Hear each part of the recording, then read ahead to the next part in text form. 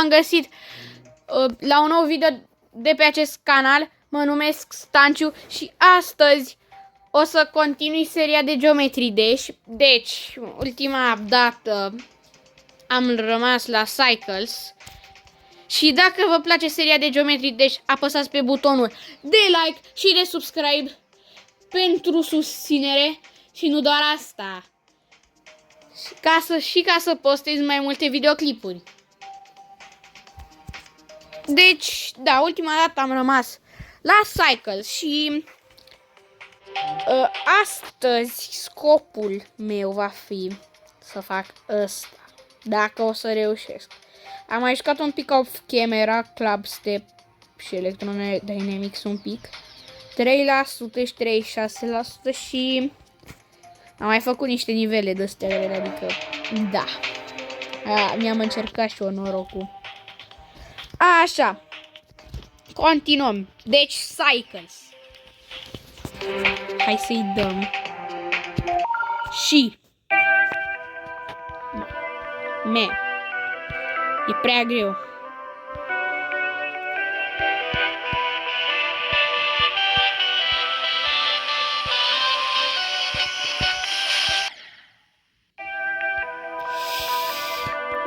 Da, să doresc de ceva.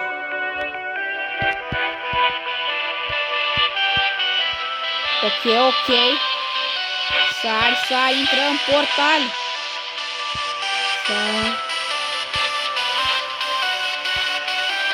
Easy. Hop.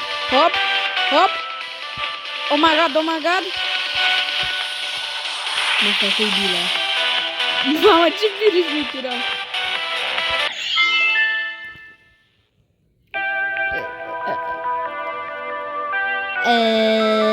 Am vrut banul. Bine că nu știu de ce, dar a avut un pic delay acolo.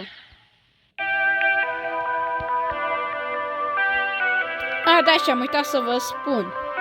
În continuare, dacă vreți să comentați un joc pe care să îl joc, o să joc și jocul ăla. Dar nu o să fac doar Geometry Dash, că așa ar cam fi plictisitor. Și poate în următorul video, dacă nimeni nu zice nimic, tot o să postez pe altceva. Că am postat deja 3 video sau al 3-lea cu Geometry Dash. Și cam atâta. Pentru că abia am făcut canalul, deci.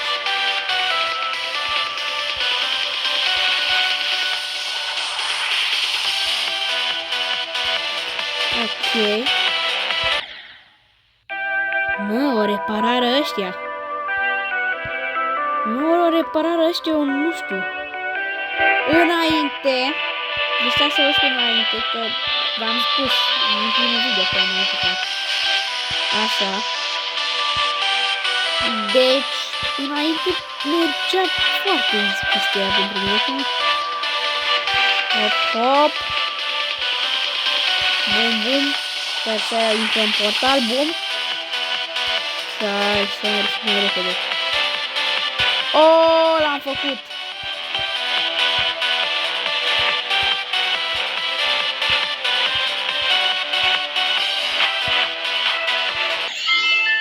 Ce-oi făcui, mă? E bug-ul ăla.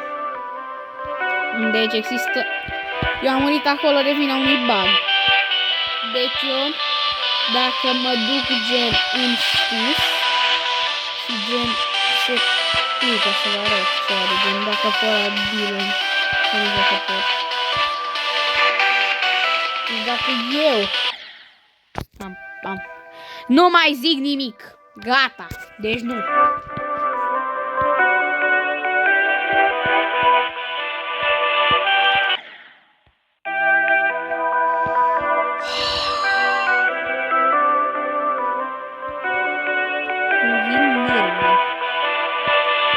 Ok.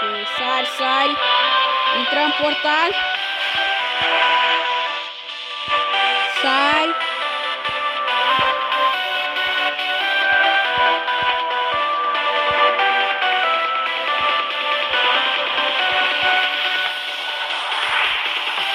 am reușit. Deci dacă eu săream practic cu portalul, nu știu cum să vă explic. Poate știți, poate ziceți în comentarii cum. Pentru cei care nu știu.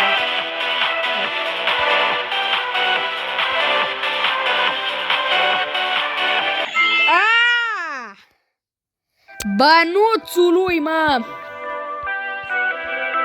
Mamă, dar faza aia e... Cred că ea e cea mai grea din tot nivelul. Și că e mai grea.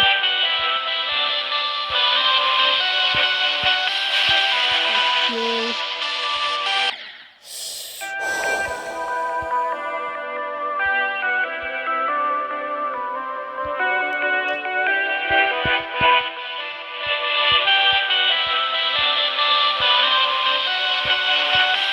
Oh! Bă, de ce am delay, gen? Nu știu dacă se vede, dar la unele faze am delay.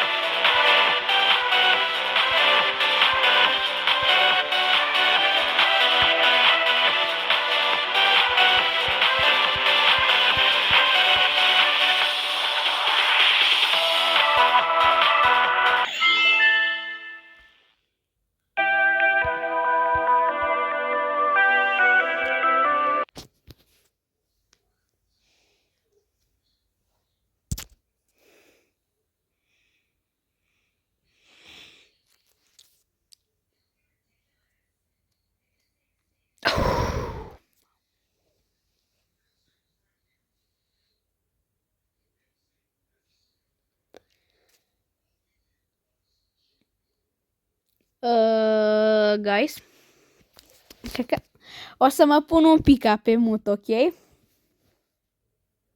Gata, am oprit un pic filmarea că... da. Bine, practic nu am pus pe mut, am oprit într-un fel, adică am dat pe pauză.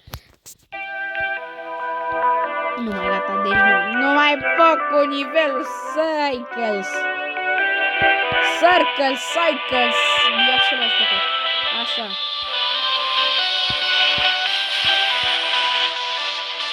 Mor.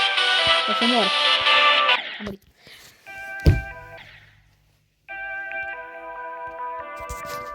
Ok, canapeaua cred că o să fie spart astăzi. Nervi.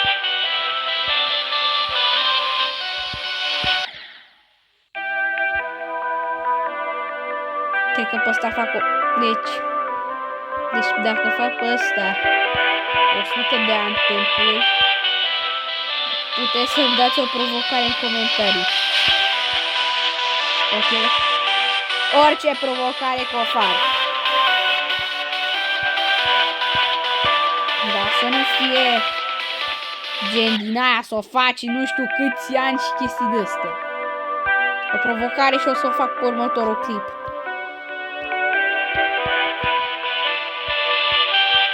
Bine, acum când o să se trimită comentarii. Și pe clipul ăsta.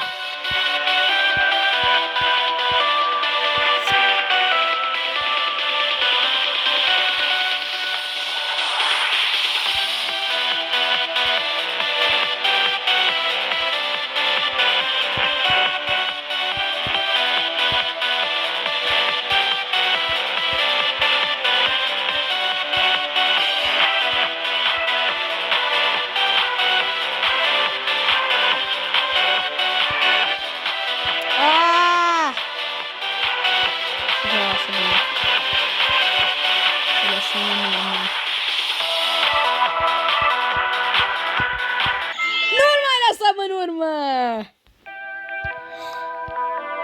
Nu se poate așa ceva!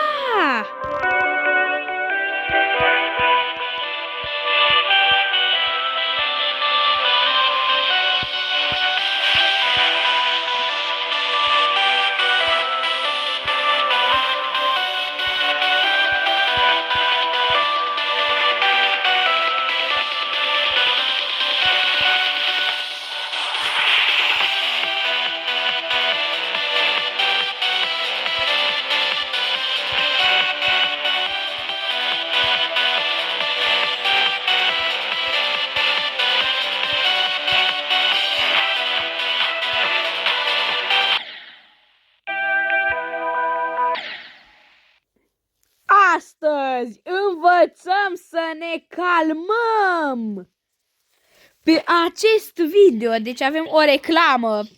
Deci așteptăm, ne uităm la video. Da.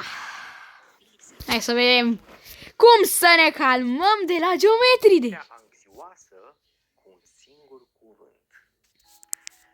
Mintea mea iubește să creeze cele mai rele scenarii și mintea ta s-ar putea să fie la fel.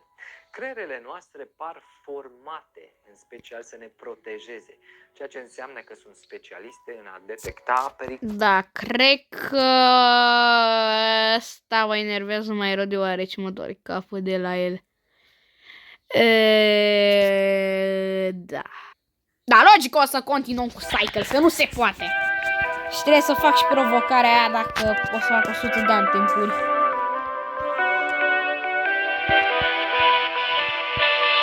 Cycles. Vai!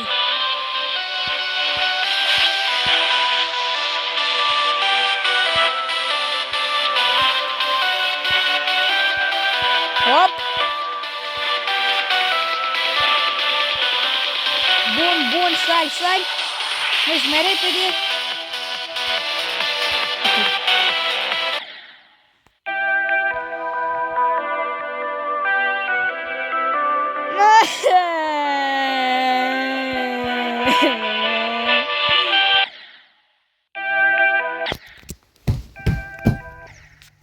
Da, videoul ăla m-a calmat foarte mult, cred.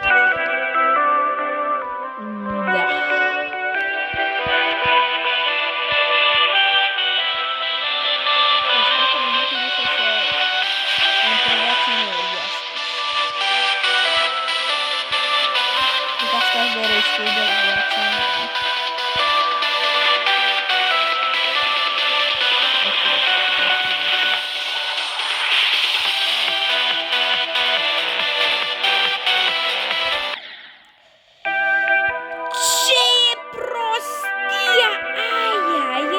Extreme Demon, frate!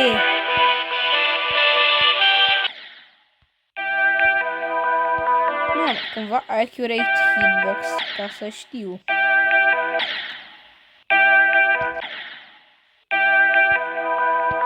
Nu cred că am accurate hitbox, fii atent. Deci sunt singur, da. Deci nu se poate. Deci nivelul ăsta logic trebuia să-mi ia 5 minute. O trecut 15.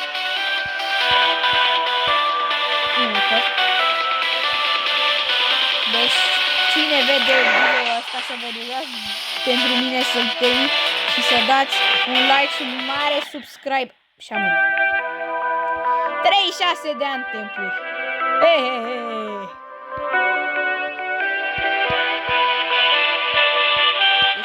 Videoul ăsta durează până termin și ca să nu fie mai termin. Cred.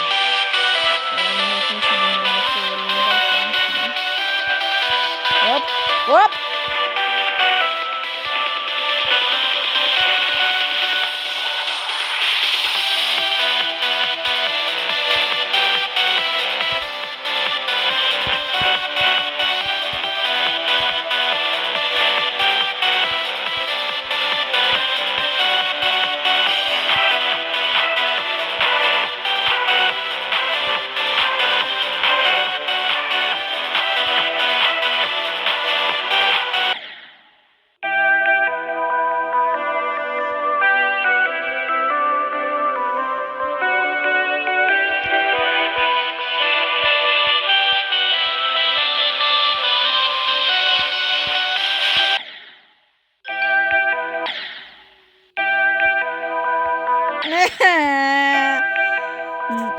40 de ani.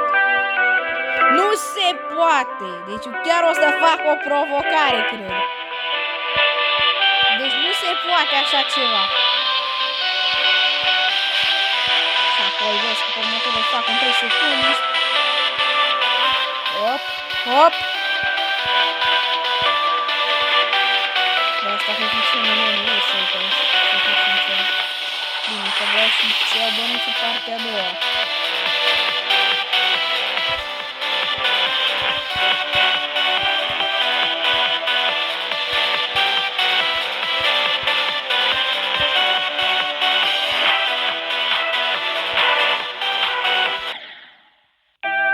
Da, ce naibii vrei să fac?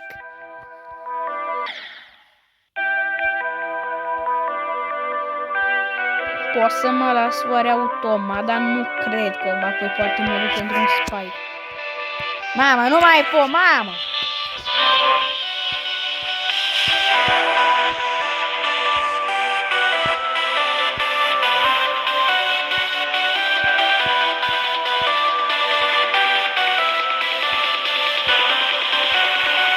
Deci nivelul ăsta cred că îmi dă rage bait. Nivelul ăsta îmi dă rage bait.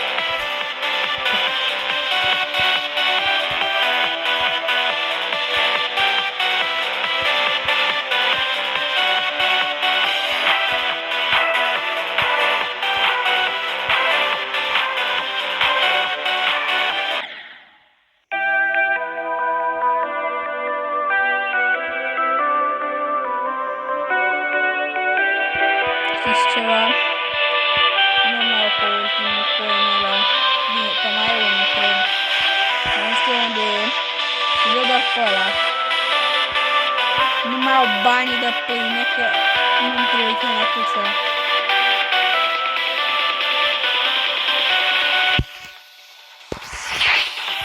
Că nu mai pot.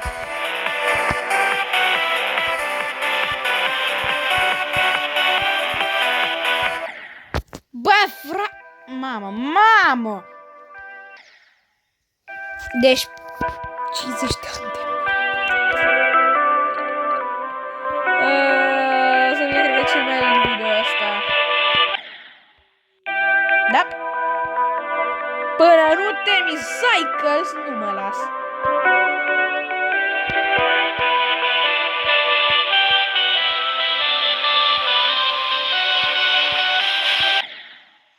Frate, ce are nivelul ăsta? Ok. Full tryhard.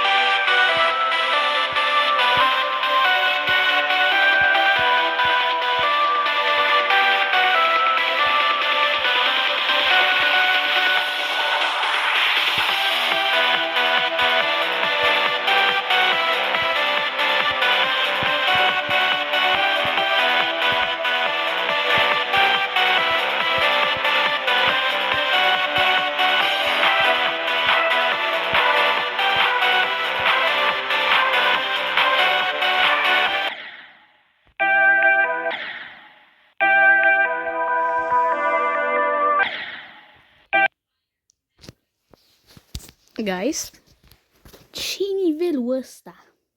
Ce-i nivelul ăsta? Mamă! Deci nu mai pot! Nu știu că trebuie după aia să la chestia amuzantă, că eu nu mai pot. Deci o să caut dacă rezistă sau... Nu se poate să se frate.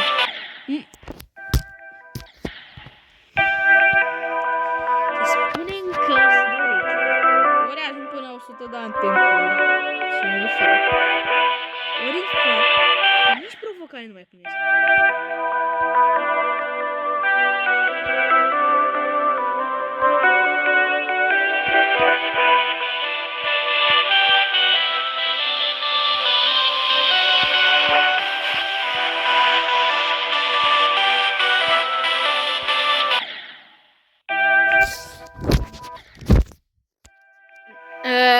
Nu s-a auzit nimic.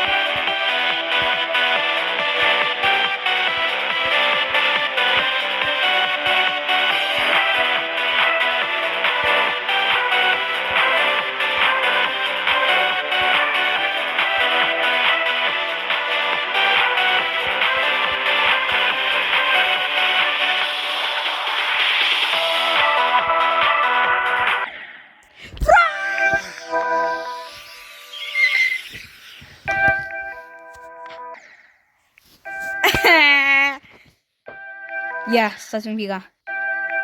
3, 2, 1. Gata. Deci pe ăsta fac pe 6-7. Fiți atenți. Deci dacă nu fac pe 6-7, mor. Bine, că cred că am murit deja de 3 ori pe nivelul ăsta, că nu mai pot. Nu se poate. Nu se poate. Nici la 6-7 am timp. Frate, ce finalul ăla? Deci nu e cel mai nervant după mine.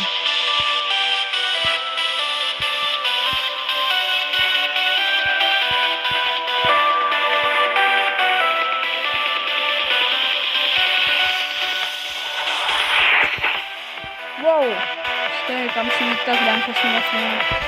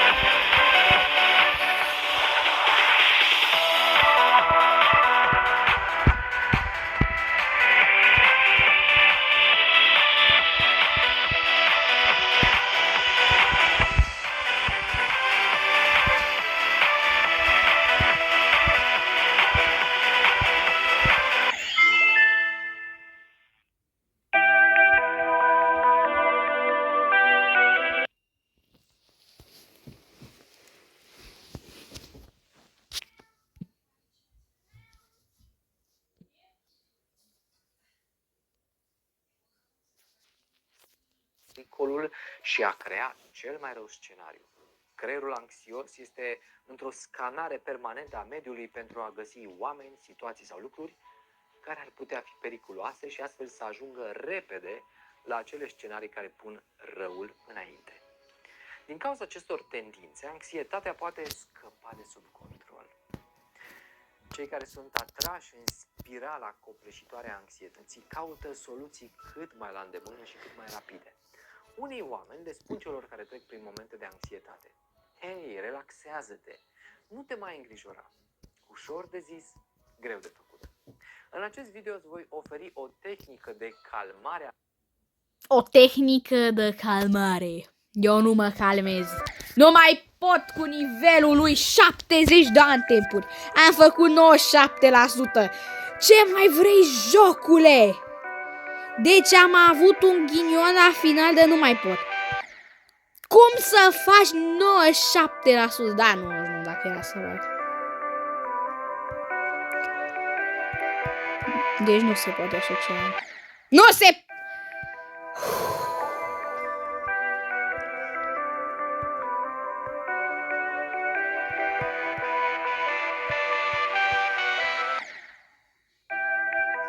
Mama, chiar cred că... Bă, nu, chiar trebuie să-l fac. Stați, nu. Chiar trebuie să-l fac acum. Eu mai și trolez, dar la 97% chiar m-am enervat.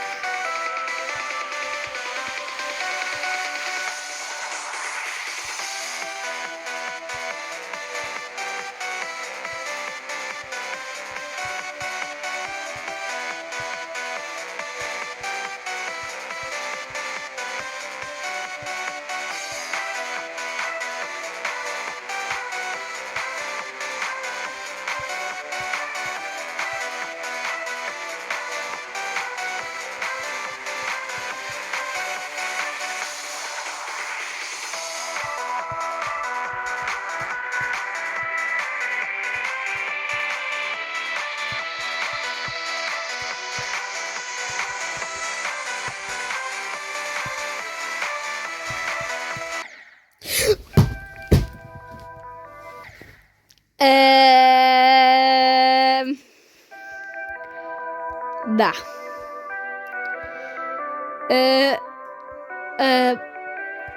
Nu s-a auzit nimic, ok?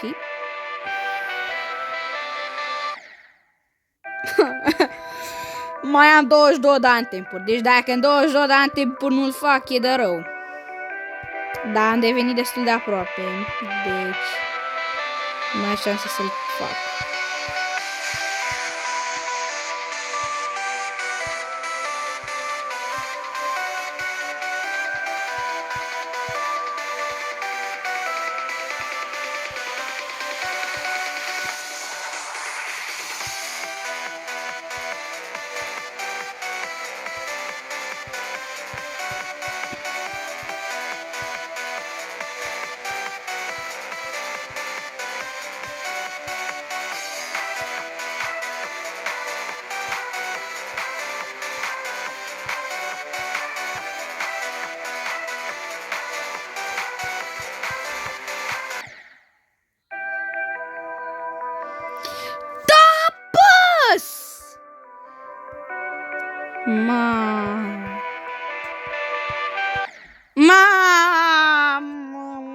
Mamă!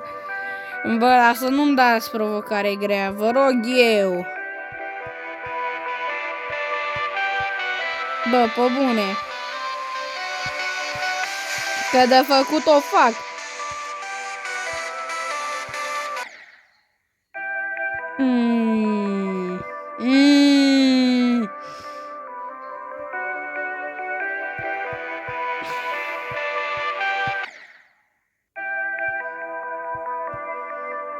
Mă, deci zici că se spawnează chestii noi, nivel. Deci așa mi se pare că e.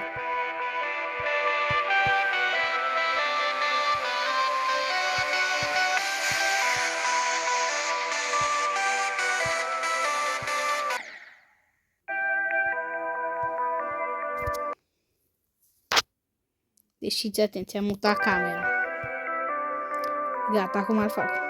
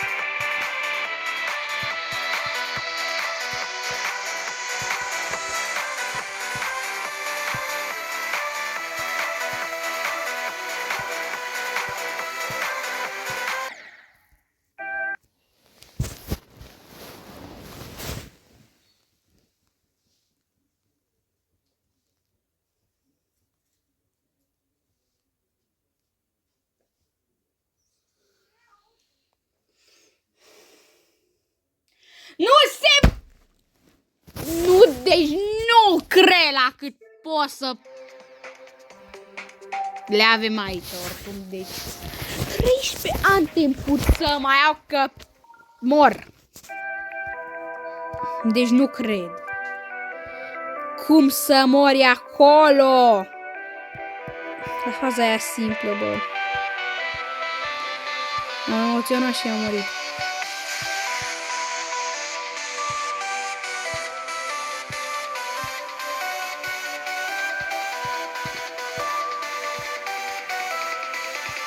Perfect.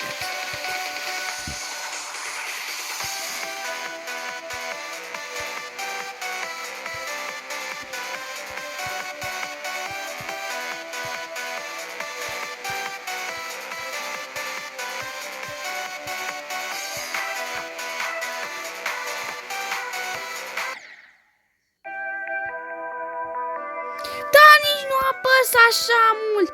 Apăs ca să... Bă, frate, cât simte ăsta, că mor! E simțitor, ce naiba? Bă, chiar...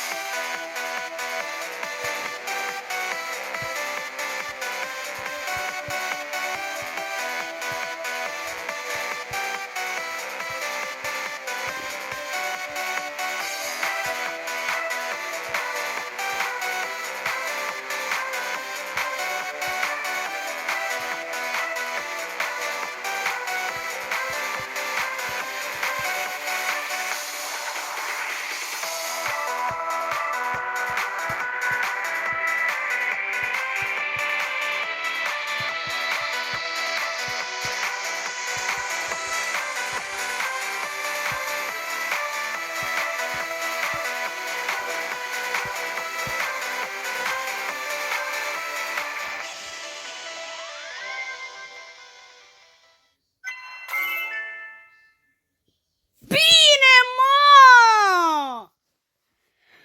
Bine! Câte mai aveam? Mamă, deci nu o să mai fi avut. Mamă, 9 ani timpul și pierdeam. Pierdeam tot. 9 ani timpuri și puteam să-mi dați provocare. Deci cred că... Mamă, 35! 2 minute.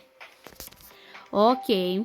Dacă v-a plăcut episodul, nu uitați să apăsați pe butonul de like și de subscribe pentru mai multe episoade de genul acesta. Și dacă vreți să joc și alte jocuri, puteți să-mi dați comentarii, adică să ziceți ce jocuri îmi recomandați și eu o să le joc și pe acestea. Hai, șpa, șpa!